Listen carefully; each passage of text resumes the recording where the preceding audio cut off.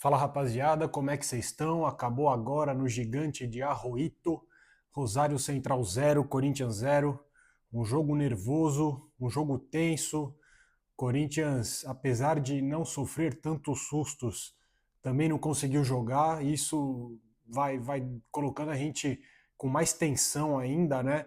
Acho que é um jogo que lembrou muito Corinthians e Emelec, a ida das oitavas de final de 2012 também. Pressão absurda, uma expulsão, tudo isso. Quando o goleiro foi exigido, foi bem. Enfim, acho que o mais importante hoje é que o Corinthians volta vivo, volta sem uma desvantagem e para jogar agora junto da torcida, aproveitar a Neoquímica Arena, todo o clima que a gente vai criar para o jogo da próxima semana de torcer, de empurrar, de incentivar, apesar de tudo que vem acontecendo fora de campo aí que nos tira do sério, que nos magoa, nos chateia e nos deixa puto também, com muita coisa errada que a gente vê, sensação de impotência, mas que bom que dentro de campo, mesmo com todas as dificuldades, desfalques, o Corinthians consegue ainda levar o espírito desse clube para dentro de campo. Como vocês sabem, quando eu assisto o jogo de casa, eu acabo comentando só os lances do Corinthians na partida. O Corinthians que não criou tanto assim. Então, no primeiro tempo, o Rosário um pouco mais com a bola, mas também não nos agredindo tanto.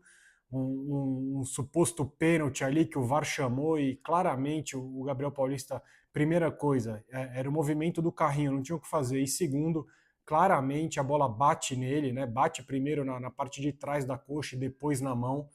Então, que bom que o juiz foi sensato, foi coerente, viu e não brigou com a imagem e não inventou um pênalti para eles, né? Aos 32 do primeiro tempo, um lançamento para o Pedro Raul, que ele sim atrapalhou inteiro, a bola bateu no peito, bateu na cabeça dele, a zaga tirou, ficou com o Mateuzinho que perdeu a bola, mas assim que ele perdeu a bola, ele dá um carrinho e ela fica com o Caio César, que ajeita e bate de fora da área para fora. Logo depois, uns 10 minutos depois, 42 do primeiro tempo, uma falta para o Corinthians sofrida pelo Caio César, o Mateuzinho cobrou, se eu não tem nada, o Pedro Raul chega a dar um leve desvio nela, o Bidu cabeceia ali, cabeceia meio que raspando, ela bate no travessão, pega uma curva para trás, bate no travessão de novo e sai. O Pedro Raul estava embaixo ali só para cabecear, para fazer o gol. Uma pena, acho que não tava muito com a sorte hoje a gente para conseguir fazer o gol, mas que bom que também não tomamos. Mas essa do Bidu foi foda. A bola bate no travessão, sobe, bate no travessão de novo e sai. Essa deu, puta, lamentei demais essa, acho que todo mundo. Mas tá bom, vamos lá. O segundo tempo, o Corinthians parece, bem no começo do segundo tempo, querer ficar mais com a bola, tocar, trabalhar, mas não é isso que acontece. Pelo contrário, o Rosário, principalmente nos primeiros 15 minutos do primeiro tempo, do segundo tempo, perdão, coloca uma pressão muito maior na gente, o Corinthians não consegue jogar. Esse que é os 15 minutos, num chutão para frente do Hugo, o Pedro Raul desvia de cabeça, acho que a única bola que ele ganha no jogo aí, ela fica com o Caio César, que vai para o mano a mano, leva para a direita e bate por cima, bate mal, está para fora. Depois, aos 30, na verdade, antes da expulsão do Alan, teve a parada para hidratação, né? O que eu confesso que eu não consigo entender um jogo que está 9, 8 graus na cidade e os caras parando para se reidratar, enfim, eu não consigo entender, mas é protocolo dessa Libertadores aí, então é isso. Aos 30, o Alan, que na minha opinião vinha bem na partida, acho que muita gente vai crucificar o Alan, mas assim, para mim era um dos melhores jogadores do Corinthians em campo, se não o melhor, acho que ele e o Ranielli foram os melhores hoje e o Gustavo Henrique também. E o Alan já tinha tomado um amarelo besta no fim do primeiro tempo e no segundo tempo dominou errado ali, perdeu tempo, foi tentar recuperar, pegou o cara, tomou o segundo amarelo. E aí você tem 15 minutos até mais os acréscimos para sofrer, e foi isso, foi cruzamento na área o tempo inteiro, mas a zaga segura, o Hugo seguro. Deu tempo ainda do Rosário pedir mais um pênalti ali, mas além do cara para chutar a bola na mão do Ranielli, praticamente em cima dele ali, depois por um outro ângulo viu que o Ranielli estava fora da área, então foi só escanteio mesmo.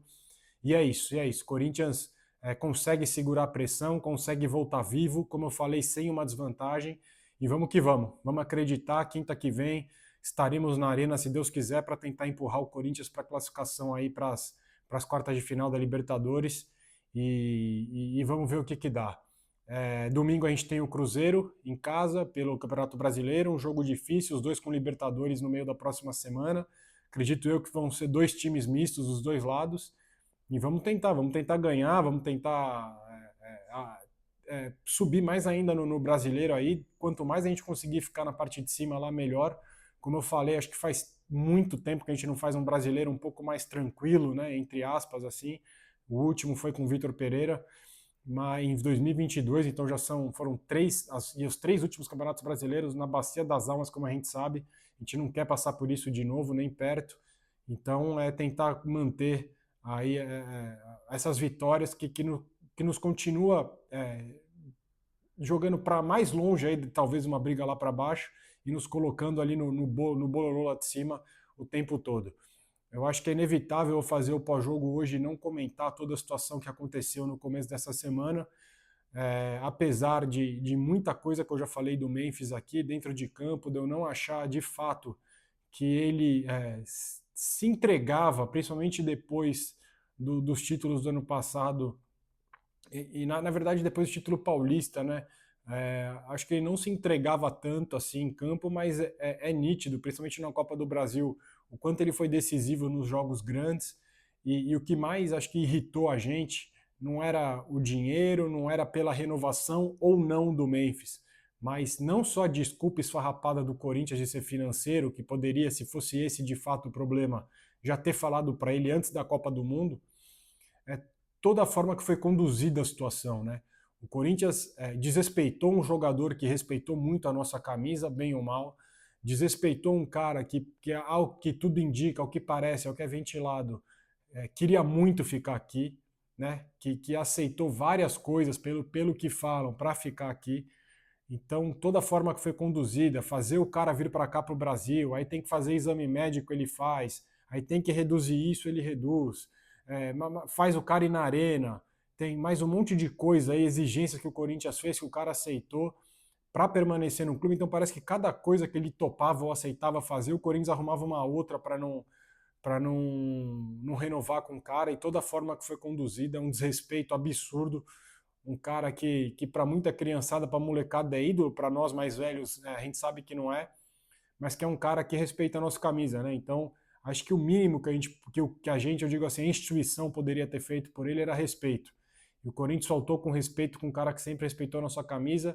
Muito triste a situação, a condução de tudo isso, mas não surpreende a gente, né? Com tudo que vem acontecendo fora de campo, tanta coisa que a gente vê fora de campo, infelizmente não nos surpreende uma situação como essa, e vamos ver o que vai desenrolar aí para frente, porque se o cara for cobrar tudo isso na justiça, mesmo que estão falando, ele está na razão e ninguém tira a razão do cara, né? Mas é isso, domingo, se Deus quiser, estaremos na Arena para Corinthians e Cruzeiro, depois na quinta-feira também para Corinthians e Rosário Central.